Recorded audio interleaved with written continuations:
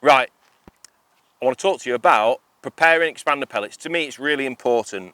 I want to keep things as simple as possible, and I'm going to use expander pellets that are really good and do the job.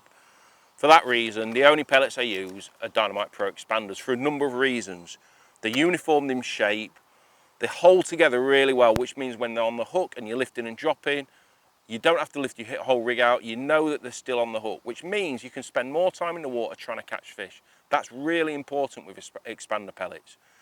A few little twists what I like to do, which is stemmed from my years of chefing, that I like to add certain ingredients to my pellet to keep them tougher and more robust and make them a little bit heavier than your average expander pellet. So I'm just going to run through exactly what I do. Get a Ringer's pellet pump, a handful of 4mm, slip them in like that, put the lid on.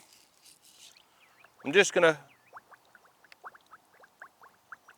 completely fill the pot up with water, like so. And I just want to pump them enough times for them to sink. I don't want to pump them any more than that. So you can see, 2 pumps and they're all down to the bottom. Pumping pellets isn't about speeding up the process of your pellets expanding for you, ready to be used on the hook. It's all about getting them to sink so they create good bait presentation. The more times you pump a pellet, as you're dragging that water pressure through the pellet, you're breaking up all those tissues that hold together, that keep the pellet a very robust texture. So what I'm going to do now is I'm just going to drain the water off like so. And I've got one of these little medicine pots that I use that coincidentally fits straight into the pot like that. You can get these from anywhere. Dump the pellets in, and now what I'm going to use is, I either use this, liquid Scopex, or coconut. I generally like to use coconut in the winter because it's a white colour, which means it's neutral. It's not affecting the colour of the pellets. In the summertime, we're on the Stainford Canal bream fishing today, trying to catch some skimmers with commercial baits. So I'm going to add a little bit of Scopex, a bit of colour and a little bit of scent, might help a few more fish come to the net.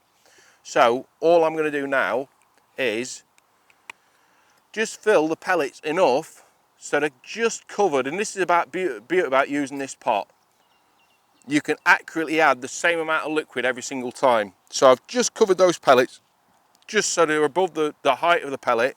I'm going to put the lid on, give them a good shake, mix them around, and let those pellets absorb that oil. What you'll find is, because it's an oil, they're not going to expand too much. They'll add weight to the pellet, which means they'll sink to the bottom quicker, which is going to increase your bait presentation. What you've got to remember with expanders is they're very light and buoyant.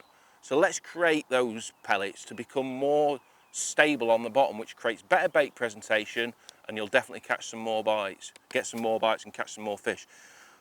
We're going to have a look at these in 2 minutes. Right, I've just left these about 10 minutes, just give them some time to absorb all that oil. I'm all ready to fish now, so let's have a look at these pellets, see what they're like.